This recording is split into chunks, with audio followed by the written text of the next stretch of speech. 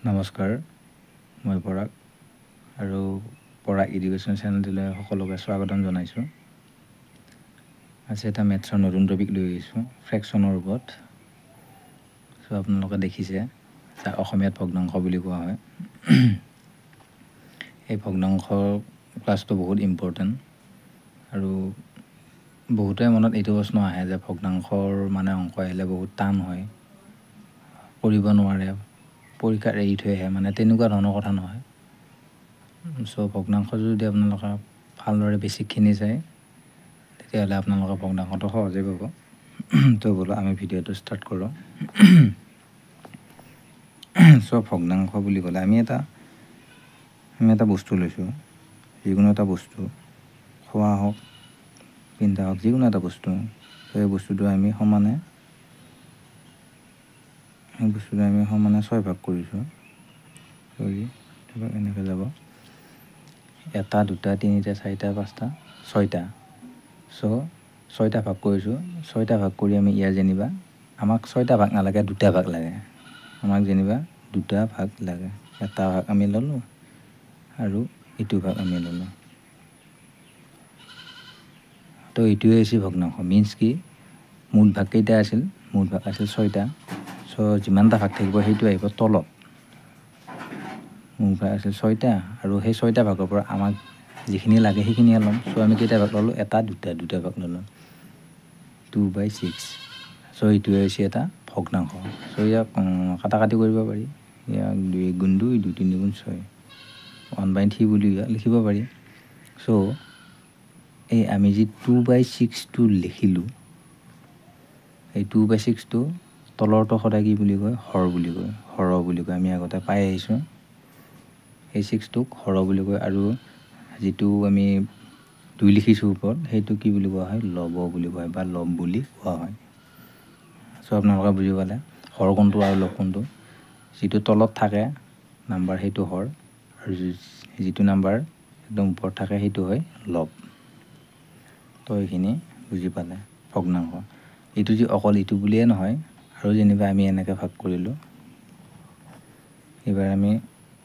এটা বস্তু লৈ সমানে 8টা ভাগ কৰিলোঁ। কেইটা ভাগ? 1, 2, 3, 4, 5, 6, 7, 8টা ভাগ কৰিলোঁ। এই 8টা ভাগৰ আমি 3টা ভাগ লাগে আমাক। চ' 3টা ভাগ আমি ল'লোঁ। ইয়াৰ পৰা 1, 2, 3টা, এই 3টা ভাগ আমি ল'লোঁ। চ' এইটো আমি এনেকৈ লিখিম। মুঠ ভাগ কেইটা কৈছিলোঁ আমি? মুঠ ভাগ কৈছিলোঁ 8টা। সেই যিটো 8 হ'ব, সেই 8টো তলত আহিব। 8টা ভাগ আছিল, 8টা ভাগৰ পৰা আমাক 3টা ভাগ লাগে কাৰণ আমি 3টা ভাগ লৈছোঁ। 1, 2, 3টা। চ' 3টো ওপৰত যাব। চ' এনেকৈ ইয়াক লিখিব পাৰি। আৰু ইয়াত চোৱা 3টো ওপৰত আছে, চ' এইটো লব আৰু এইটো তলত আছে, এইটো হৰ। লিখি দিছোঁ বাৰু, লব আৰু হৰ। চ' ভগ্নাংশ ভগ্নাংশ বুলি ক'লে এনেকুৱাকৈ কৰিব লাগিব। তো এতিয়া ভগ্নাংশৰ টাইপ কিছুমান আছে, মানে বিভিন্ন ধৰণৰ ভগ্নাংশ আছে। চ' আমি লিখোঁ type of fraction. Type of fraction মানে ভগ্নাংশৰ প্ৰকাৰসমূহ। চ' ভগ্নাংশৰ প্ৰকাৰসমূহ বুলি ক'লে ফাৰ্ষ্ট আহিব আমাৰ প্ৰপাৰ ফ্ৰেকশ্যন,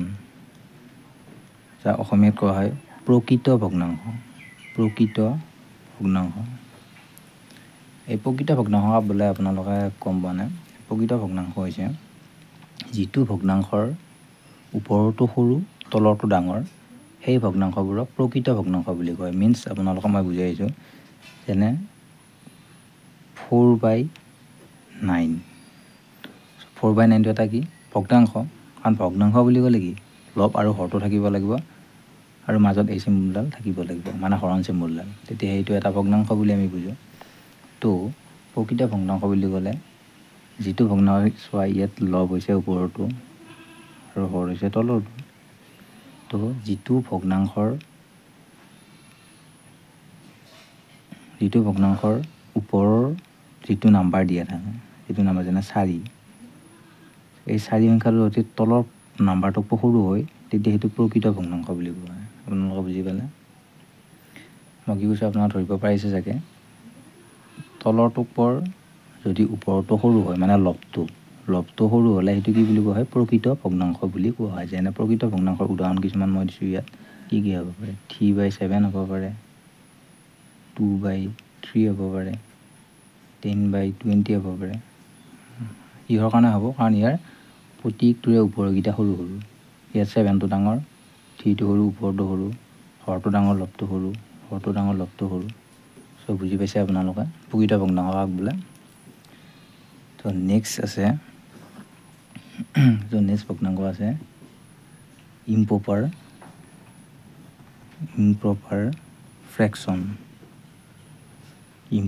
ফ্ৰেকশ্যন যাক কোৱা হয় অসমীয়াত অপ্ৰকৃত ভগ্নাংশ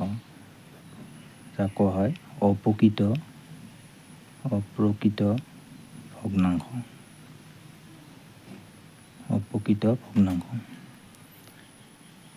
প্ৰকৃত ভগ্নাংশৰ নিচিনাই কিন্তু প্ৰকৃত ভগ্নাংশটোৰ এই অপ্ৰকৃত ভগ্নাংশটো যে উপোলা নেক্সট আমি আহিছোঁ ইম্প্ৰপাৰ ফ্ৰেকশ্যন যাক অসমীয়াত কোৱা হয় অপ্ৰকৃত ভগ্নাংশ প্ৰকৃত ভগ্নাংশৰ নিচিনাই হয় অপ্ৰকৃত ভগ্নাংশ কিন্তু প্ৰকৃত ভগ্নাংশটোৰ ওলোটা হয় অপ্ৰকৃত ভগ্নাংশটো মানে প্ৰকৃত ভগ্নাংশটো কি আছিল লবটো সৰু হৰটো ডাঙৰ আছিল কিন্তু ইয়াত কি হ'ব হৰটো সৰু হ'ব লবটো ডাঙৰ হ'ব বুজি পাব মই বুজাই দিলে উদাহৰণৰ সৈতে ইয়াত আছে 11/2 11/2টো হৈছে এটা অপ্ৰকৃত ভগ্নাংশ কিহৰ কাৰণে অপ্ৰকৃত ভগ্নাংশ হয় কাৰণ ইয়াৰ ওপৰটো কি ডাঙৰ তলৰটো সৰু বুজি পাইছে এইটো লব আৰু এইটো হৰ বা 40/15 এইটো বহুত ডাঙৰে ল'ব বাৰু আপোনালোকক সৰুকৈ বুজাই 7/2 9/2 এইবিলাক হৈছে কি অপ্ৰকৃত ভগ্নাংশৰ এটা উদাহৰণ মানে লবটো ডাঙৰ হৰটো সৰু লবটো মিনছ ওপৰটো ডাঙৰ তলৰটো সৰু ইয়াতো চাওঁ 40 আৰু 15 আছে 40টো ডাঙৰ লবটো ডাঙৰ ইয়াত 7/2 আছে 7টো ডাঙৰ তো এইকেইটা কি অপ্ৰকৃত ভগ্নাংশ যিটো ভগ্নাংশৰ হৰটোতকৈ লবটো ডাঙৰ সেই ভগ্নাংশটোক অপ্ৰকৃত ভগ্নাংশ বুলি কোৱা হয় আৰু যিটো ভগ্নাংশৰ লবটোতকৈ হৰটো ডাঙৰ সেইটো ভগ্নাংশ প্ৰকৃত ভগ্নাংশ বুলি কোৱা হয় বুজি পালে তো নেক্সট আমি আহিম ভগ্নাংশৰ বিভিন্ন প্ৰকাৰ আছে নেক্সট আমি আহিম মিক্স ভগ্নাংশ বা মিক্স ফ্ৰেকশ্যন যাক অসমীয়াত কোৱা হয় মিশ্ৰ ভগ্নাংশ মোষ্ট ইম্পৰ্টেণ্ট সকলোৱে গুৰুত্ব দিব ক্লাছটো মিশ্ৰ ভগ্নাংশ আৰু মই ক্লাছটো যিমান পাৰোঁ সিমান সহজতে বুজাবলৈ চেষ্টা কৰিছোঁ মিক্স ফ্ৰেকশ্যন বা মিশ্ৰ ভগ্নাংশ কাক বোলে চাবা মিশ্ৰ ভগ্নাংশটো আপোনালোকক মই এটা উদাহৰণৰ সৈতে বুজাই দিছোঁ কেনেকুৱাকৈ মিক্স ভগ্নাংশটো ওলাব পাৰি আমি তিনিটা আমি বস্তু লৈছোঁ খোৱা বস্তুৱে হওক পিন্ধা যিকোনো বস্তু আমি এটা খোৱা বস্তুৱে লৈছোঁ আমি তিনিটা এটা দুটা তিনিটা এই খোৱা বস্তু আমি এইটো প্ৰথম ল'লোঁ এইটো দ্বিতীয় ল'লোঁ এইটো তৃতীয়টো ল'লোঁ এই প্ৰথম দুটা বস্তু আমি খালোঁ এই 1 আৰু 2 বস্তু দুটা আমি খালোঁ শেষ কৰি খালোঁ এই 3 নম্বৰ বস্তুটোৰ সমানে কি কৰিছোঁ আমি দুটা ভাগ কৰিছোঁ মানে আমাৰ প্ৰথম দুটা বস্তু খালোঁ খোৱাৰ পিছত পেটটো ভৰিল খোৱাৰ পিছত 3 নম্বৰ বস্তুটো খাবলৈ হ'লে আমি তাৰমানে 3 নম্বৰ বস্তুটো আমি শেষ কৰি খাব নোৱাৰোঁ সেই বস্তুটো আমি সমানে 2 ভাগ কৰি 1 ভাগ খাইছোঁ বুজি পাইছে মই কি বুজাবলৈ গৈ আছোঁ প্ৰথম দুটা বস্তু আমি শেষ কৰি খালোঁ শেষ কৰি খোৱাৰ পিছত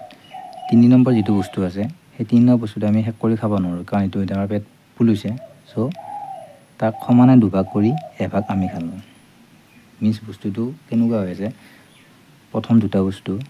1 2 প্ৰথম দুটা বস্তু আমি খালোঁ যোগ কৰিছোঁ মানে কি মানে নেক্সট আৰু খাম 3 নম্বৰ বস্তুটো কি কৰিলোঁ আমি এই 2 ভাগ কৰিলোঁ 2 ভাগ কৰিলে 2টো তলত আহিব 2 ভাগ কৰিলোঁ 2টো তলত আৰু ইয়াৰ 1 ভাগহে খাইছোঁ 2 ভাগৰ 1 ভাগ খাইছোঁ মানে কি 1টো তলত যাব বুজি পাইছে চ' এইটো এটা মিক্স ভগ্নাংশ বা ইয়াক এনেকৈও লিখিব পাৰি 2.5 এনেকৈও আমি লিখিব পাৰোঁ এইটো কোৱা হয় মিক্স ভগ্নাংশ বুজি পাইছে মই কি কৈছোঁ চ' ভালকৈ বুজাম বাৰু উদাহৰণৰ সৈতে চ' আগতে আপোনালোকে চিম্পল যিকেইটা মানে যিখিনি টপিক আছে সেইখিনি টপিক ৱাইজ বুজি লোৱা তাৰপিছত নেক্সট আমি উদাহৰণৰ সৈতে বুজি ল'ম নেক্সট আহিছোঁ আমি নেক্সট ভগ্নাংশলৈ আহিছোঁ লাইক ভগ্নাংশ লাইক ফ্ৰেকশ্যন মানে হৈছে সদৃশ ভগ্নাংশ সদৃশ মানে একে মানে একে সদৃশ ভগ্নাংশ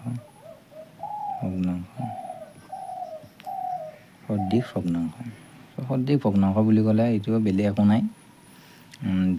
যেনিবা আমি ভগ্নাংশ লৈছোঁ 2/7 ল'লোঁ 3/7 ল'লোঁ 5/7 ল'লোঁ এই সদৃশ ভগ্নাংশৰ ক্ষেত্ৰত কি হয় জানে এই তলৰ যিকেইটা নাম্বাৰ থাকিব এতিয়া কি আছে 2/7 তলত 7 আছে এতিয়া 3/7 তলত 7 আছে 5/7 তলত 7 আছে চ' এই তলৰকেইটা আমি হৰকেইটা ছেম হ'ব লাগিব বা একে হ'ব লাগিব তাক সদৃশ ভগ্নাংশ বুলি কোৱা হয় ইয়াত কি হৰকেইটা কি হ'ব লাগিব একে হ'ব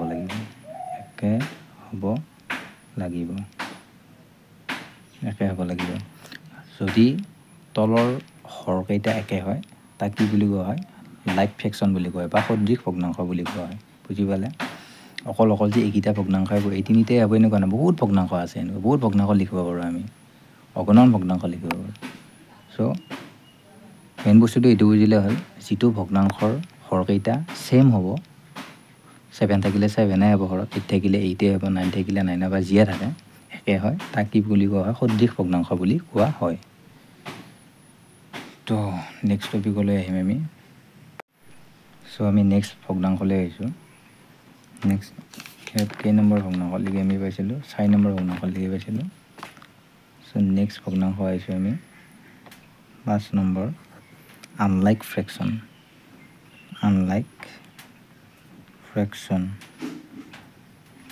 যাক অসমীয়াত কোৱা হয় অসদৃশ ভগ্নাংশ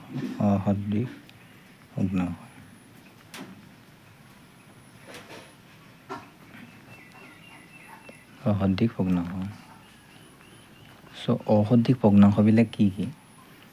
যেনে চ' মই লিখি দিছোঁ আগতে তাৰপিছত বুজাই দিম 3/5 হাফ আৰু 4/7 মিনছ কি যিবোৰ ভগ্নাংশৰ হৰবিলাক বেলেগ তাকে অসদৃশ ভগ্নাংশ বুলি কোৱা হয় মানে হৰবিলাক ছেম হ'ব নালাগিব চ' সদৃশ ভগ্নাংশত কি পাইছিলোঁ আমি যিটো লাইক ফ্ৰেকশ্যন আছিল সদৃশ ভগ্নাংশত আমি পাইছিলোঁ হৰবিলাক ছেম থাকিব লাগিব তেতিয়া এটা সদৃশ ভগ্নাংশ বুলি কোৱা হয় কিন্তু ইয়াত আনলাইক ভগ্নাংশ কি বুলি কোৱা হয় জানেনে যিবোৰ ভগ্নাংশৰ হৰবিলাক বেলেগ মানে ছেম নাম্বাৰ থাকিব নালাগিব তো ইয়াতে 5 7 5 2 7 বাকীকেইটা মানে কি বেলেগ আছে চ' যদি হৰকেইটা মানে তলৰ নাম্বাৰকেইটা বেলেগ থাকে তাক কি বুলি কোৱা হয় আনলাইক ফ্ৰেকশ্যন বুলি কোৱা হয় বা অসদৃশ ভগ্নাংশ বুলি কোৱা হয় চ' এতিয়া আমি উদাহৰণত গৈছোঁ উদাহৰণ মিনছ অপ্ৰকৃত ভগ্নাংশৰ পৰা মিশ্ৰ ভগ্নাংশলৈ কেনেকৈ দিম আমি সেইটো চাম এতিয়া চ' এইবিলাক বস্তু পৰীক্ষাত আহে দেই মষ্ট ইম্পৰ্টেণ্ট বস্তু এইবিলাক পৰীক্ষাত আহে অপ্ৰকৃত ভগ্নাংশৰ আমি আগতে পঢ়ি আহিছোঁ অপ্ৰকৃত ভগ্নাংশ প্ৰকৃত ভগ্নাংশ মিশ্ৰ ভগ্নাংশ চাই আহিছোঁ চ' সেই মিশ্ৰ ভগ্নাংশৰ পৰা অপ্ৰকৃতৰ পৰা সেইখিনি কেনেকুৱাকৈ ওলায় আমি সেইটো চাম ইয়াত অপ্ৰকৃত ভগ্নাংশৰ পৰা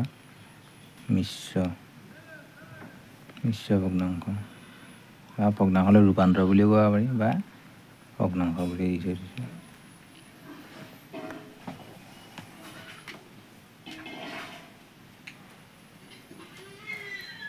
তো অপ্ৰকৃত ভগ্নাংশৰ পৰা মিশ্ৰ ভগ্নাংশলৈ আমি কেনেদৰে নিম আপোনালোকে চাব এটা অপ্ৰকৃত ভগ্নাংশ এটা 11/2 মানে অপ্ৰকৃত মানে কি আছিল ওপৰটো ডাঙৰ লবটো ডাঙৰ হৰটো সৰু চ' এইটো লিখিলোঁ আমি অপ্ৰকৃত ভগ্নাংশ এই অপ্ৰকৃত ভগ্নাংশটোৰ পৰা আমি মিশ্ৰ ভগ্নাংশলৈ কেনেকৈ নিম 11/2 মানে কি হৈছে এই মাজত যে এইডাল চিন দেখিছা এই চিনডাল মানে বেলেগ একো নহয় হৰণ মানে 11 হৰণ 2 মানে এনেকুৱা হৈ আছে মানে অংকটো তো এডাল দেখি ভয় খাব নালাগে এতিয়া আমি কি কৰিম যিটো অপকৃত ভগ্নাংশ লৈছোঁ আমি 11/2 সেইটো আমি মিশ্ৰ ভগ্নাংশলৈ নিম চ' মিশ্ৰ ভগ্নাংশলৈ নিম কেনেকৈ আপোনালোকে চাব তো ইয়াত কি যিহেতু হৰণ দিয়ে আছে চ' হৰণ দি মানে 11ক 2ৰে হৰণ হৈ আছে চ' কৈ দি 2 5 গুণ 10 এক এটা বাকী থাকিল ইয়াত চ' 11 পৰা 10 গ'লে এক এটা বাকী থাকিল এই মিশ্ৰ ভগ্নাংশটো আমি কেনেধৰণে লিখিম চোৱা এতিয়া চোৱা মিশ্ৰ ভগ্নাংশ আমি মিশ্ৰ ভগ্নাংশলৈ নিম এতিয়া কি কৰিম চ' 11ক আমি 2ৰে হৰণ কৰিছোঁ 2ৰে হৰণ কৰিলে যিটো আমি ভাগফল পাইছোঁ আৰু এটা বস্তু মনত হয় এইটো ভাজ্য ভাজক ভাগফল আৰু ভাগশেষ বা বাকী চ' যিটো আমি ভাগফল পাইছোঁ সেই ভাগফলটো আমি কি কৰিম ইয়াতে লিখিম 5 পাইছোঁ নহয় নাই আমি তো যিটোৰে আমি হৰণ কৰিছোঁ আমি কিহেৰে হৰণ কৰিছোঁ 2ৰে হৰণ কৰিছোঁ চ' 2টো আহিব তলত আৰু আমি যিটো বাকী পাম সেই বাকীটো যাব ওপৰত তো হৰণ এনেকুৱা হৈ যায় বুজি পালে ভাগফলটো আমি লিখিছোঁ গৈ ইয়াত যিটোৰে হৰণ কৰিছোঁ সেইটো লিখিছোঁ তলত যিটো আমি ভাগশেষ হিচাপে বাকী পাইছোঁ বা ভাগশেষ পাইছোঁ সেইটো হ'ব ওপৰত তো বুজি পালে এইটো চেম কাহিনী হৈ আছে একে কথাই হৈ আছে এতিয়া 5 2 গুণ 10 তলত থাকব 10 5 2 গুণ 10 10 একে 11 নহয় তলত থাকব 2 5 গুণ 10 10 একে 11 চ' 11/2 হৈ আছে মিনছ মানে এইটো হৈছে কি মিছ ভগ্নাংশটো আমি এনেধৰণে উলিয়াব লাগিব আমাৰ যদি পৰীক্ষাত আহে বুজি পাইছেনে তো আমি নেক্সট কৰিম মিক্স টু ইম্প্ৰপাৰ নেক্সট আমি কৰিম mix to improper fraction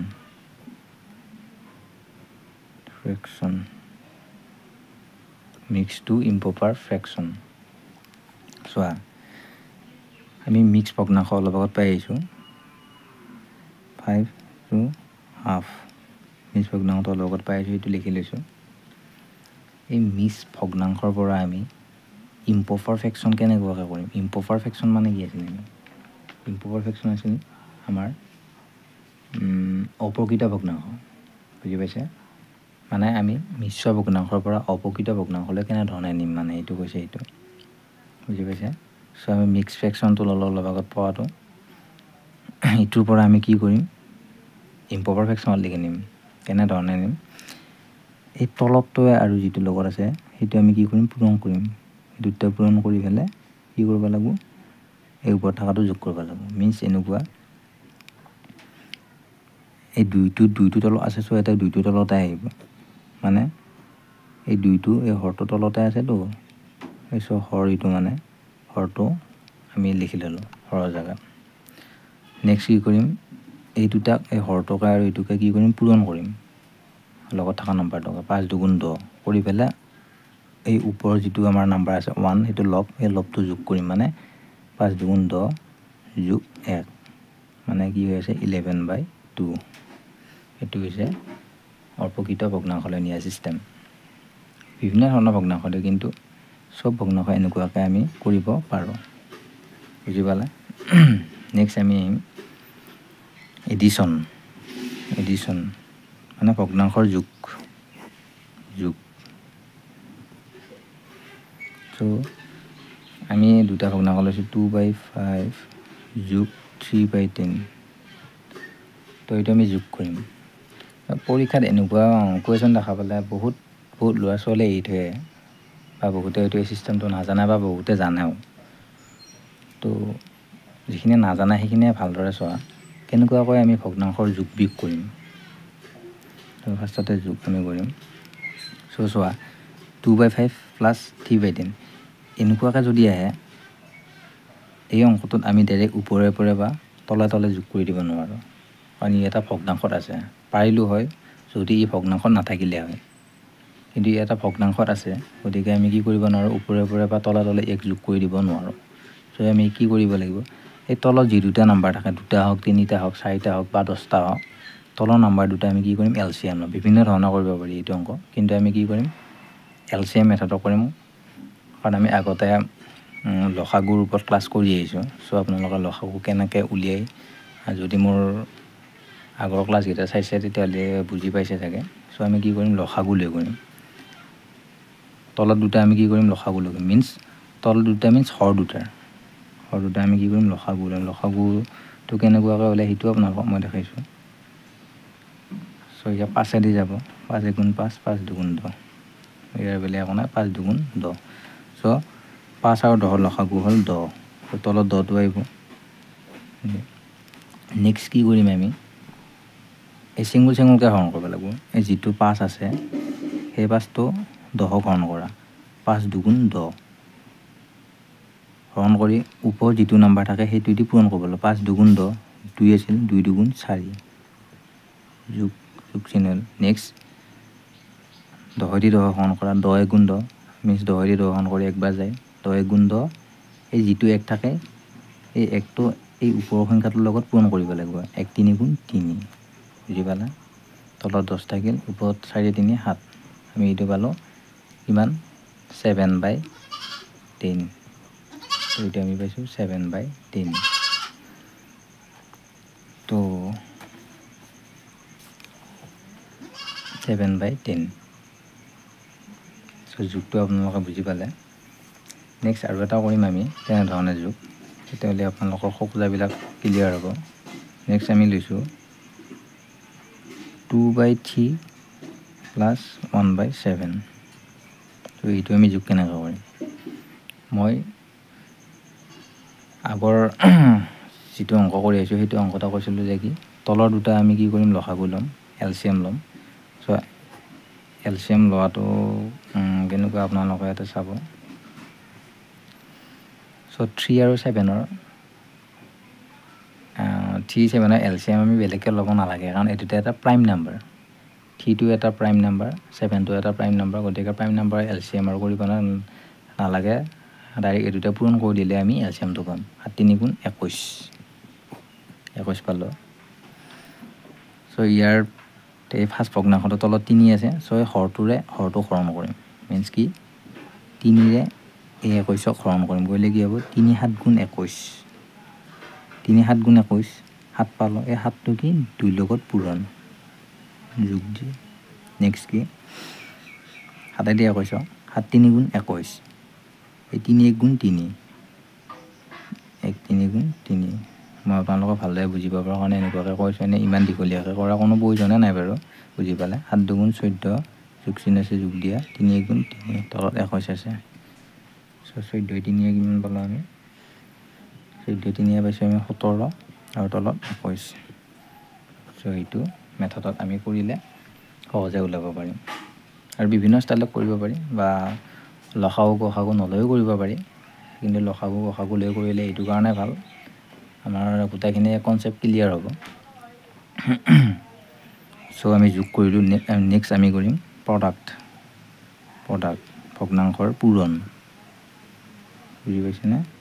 next আমি কৰিম প্ৰডাক্ট ভগ্নাংশৰ পূৰণ চ' ভগ্নাংশৰ পূৰণ কৰিব লাগিলে আমি চ' 2/3 ল'লোঁ যেনিবা পূৰণ 7/10 ল'লোঁ আৰু ভগ্নাংশৰ পূৰণটো আমি কেনেধৰণে কৰোঁ চোৱা এই তলত হৰটো আৰু ওপৰত লব যদি কটাকটি যোৱা নাম্বাৰ দিয়ে যদি যুগ্ম সংখ্যা দিয়ে আৰু যদি কটাকটি যায় তেতিয়াহ'লে আমি ফাৰ্ষ্টতে কি কৰিম সেই নাম্বাৰ দুটা আমি কাটাকাটি কৰি ল'ম চ' ইয়াত 2 আছে ইয়াত 10 আছে যিহেতু দুটা সংখ্যা যুগ্ম গতিকে এক যাব 2 × 2 2 5 × 10 চ' ইয়াত পাল থাকিল 1/3 পূৰণ ইয়াত থাকিল 7/5 10 আৰু 2 কাটাকাটি গৈছে চ' নেক্সট ইয়াত চাওঁ আৰু কিবা কাটাকাটি যোৱা নাম্বাৰ আছে নেকি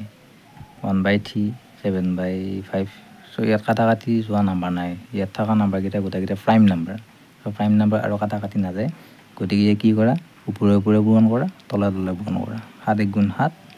7 3 5 গুণ 15 সো ইয়াৰ উত্তৰটো পালো 7/15 বুজি পালে সো যিকোনো নাম্বাৰ দিব পাৰে যিকোনো নাম্বাৰ সো যিকোনো নাম্বাৰ পূৰণ কৰিলে যদি প্ৰডাক্ট কৰিব দিয়ে ফাৰ্ষ্ট চাবা ক'বা কাটা কাটি যোৱা নাম্বাৰ আছে নেকি যদি কাটা কাটি যোৱা নাম্বাৰ নাই তেতিয়াহ'লে ওপৰে ওপৰে পূৰণ কৰি দিয়ে তলে তলে পূৰণ কৰি দিয়ে এনসাৰ ওলাই যাব চোৱা আমি ভগ্নাংশৰ যোগ কৰিলোঁ পূৰণ কৰিলোঁ নেক্সট আমি হৰণ কৰিম সো আমি দুটা ভগ্নাংশ ল'লোঁ 1/3 হৰণ 2/5 সো এইটো কি কৰিব লাগিব হৰণ কৰিব লাগিব চোৱা যদি হৰণ দিয়া থাকে হৰণ চিনটো আমি পূৰণ চিন হিচাপে বনাই ল'ব পাৰোঁ কিন্তু পূৰণ চিন বনাই ল'লে কি কয় এই তলৰ সংখ্যাটো ওপৰত যাব ওপৰৰ সংখ্যাটো তলত আহিব এতিয়া চোৱা ইয়াতে 1/3 আছে এই হৰণ চিনটো যদি আমি পূৰণ চিন কৰোঁ হৰণটো আমি পূৰণ কৰি দিলোঁ এই পূৰণ কৰি দিলে এই তলৰ সংখ্যাটো ওপৰত যাব আৰু ওপৰৰ সংখ্যাটো তলত আহিব সো মিন্স কেনেকুৱা হ'ব 5/2 হ'ব সো এতিয়া কি আছে পূৰণ আছে সো পূৰণ কৰি দিয়া যদি ক'বা কাটা কাটি যায় চোৱা কাটা কাটি নাযায় গতিকে ওপৰে ওপৰে পূৰণ তলে তলে পূৰণ 5 × 5 3 × 6 5/6 বুজি পালে আৰু এটা হৰণ আপোনালোকে বুজিব কাৰণ আৰু এটা লৈছোঁ 4/7 × 2/5 তো এইটো এইটো হৰণ দেই হৰণ সো 4/7 হৰণ 2/5টো আমি কি কৰিব লাগে এটা হৰণ কৰিব লাগে হৰণ কৰিলে কি কৰিব লাগে 4/7টো ইয়াত পাতিয়ে লোৱা এই হৰণৰ ঠাইত পূৰণ চিন দিয়া পূৰণ চিনৰ সেইফালে যিটো সংখ্যা আছে সেইটো সংখ্যা কি সদায় উলটি যায় মানে 5টো ওপৰত যাব 2টো তলত আহিব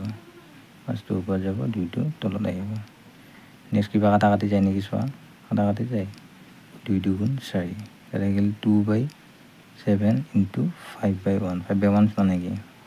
5 আৰু সো ওপৰে ওপৰে পূৰণ তলে পূৰণ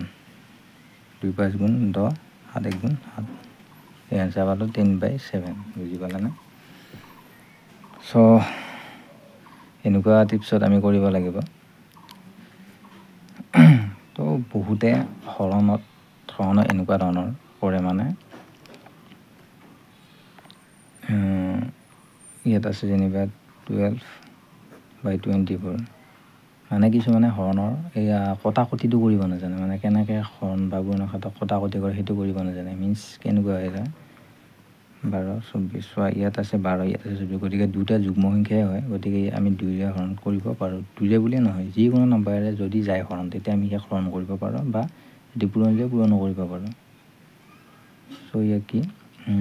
2 মানে 12ক 2 দি হৰণ হৈ আছে 12ক 2 দি হৰণ কৰিলে কি 2 6 গুণ 12 পদ থাকিলে 6 আৰু 2/24 বুজি পালে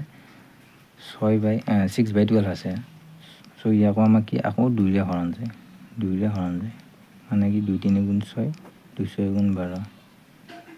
আকৌ 3 আকৌ 3ৰে হৰণ যায় 3 1 গুণ 3 3 2 গুণ 6 আমি উত্তৰ পালা যায় 1/2 ইটোকে আমি এই এনেকুৱা চিষ্টেমত নকৰি আমি এক কটা কটি চিষ্টেমত কৰিব পাৰোঁ অতি সহজে আৰু মানে এইটো এটা শ্বৰ্ট ট্ৰিক কেনেকুৱাকৈ সেই চোৱা আমি 2 দি কাটা কাটি কৰিম 2 6 গুণ 12 2/24 6/12 পালোঁ 6/12 আকৌ 2ৰে যাব 2 3 গুণ 6 2ৰে 2 3 গুণ 6 2 6 গুণ 12 আকৌ 3/6 পালোঁ আকৌ 3/6 কি হয় 3ৰে যাব 3 গুণ 3 3 2 গুণ 6 শেষত আমি উত্তৰ কি 1/2 পালোঁ ইটো 1/2 ইটো 1/2 গতিকে যোনটো চিষ্টেমতে আপোনালোকে কৰিব খোজে বা যিটো চিষ্টেমে আপোনালোকে সহজ পায় সেইটো চিষ্টেমতে কৰিব পাৰে কিন্তু শ্বৰ্ট ট্ৰিক এইটো মানে যদি এইটো ৰিক্সত কৰিব খোজে সো আজি ভিডিঅ'টো এইখিনিতে শেষ কৰিছোঁ ভিডিঅ'টো চাই যদি ভাল পালে সো লাইক কৰিব কমেণ্ট কৰিব ছাবস্ক্ৰাইব কৰিব আৰু বন্ধু বান্ধৱীৰ মাজত শ্বেয়াৰ কৰিব সো আৰু এনেকুৱা ধৰণৰ ভিডিঅ' পাবলৈ হ'লে মোৰ চেনেলটো ছাবস্ক্ৰাইব কৰিব আজিলৈ এৰিছোঁ বাই বাই